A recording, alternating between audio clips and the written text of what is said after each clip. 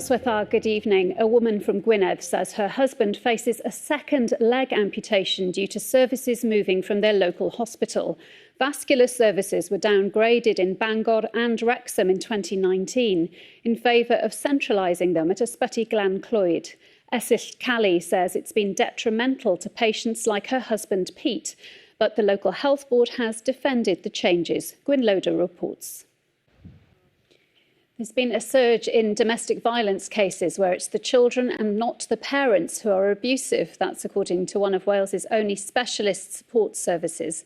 Parallel Lives, which is based in Cardiff, says it's seen referrals rise by more than a third since last year's lockdowns.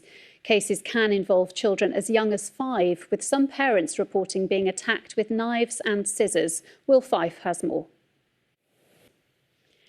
A politician whose father took his own life says he's been targeted by online abuse, referring to his father's suicide.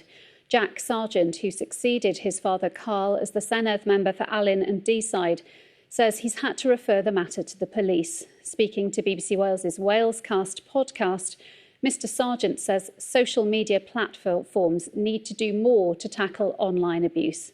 Well, our political correspondent Catherine Harve-Jones is here. Catherine, what has Jack Sargent been saying about the abuse? Well, final preparations are being made for the Queen's visit to the Senedd tomorrow, where she'll officially open the 6th session of the Welsh Parliament. Delayed because of COVID-19, the event will include a range of live and virtual performances, as well as a number of people from across Wales who made a contribution to their communities during the pandemic.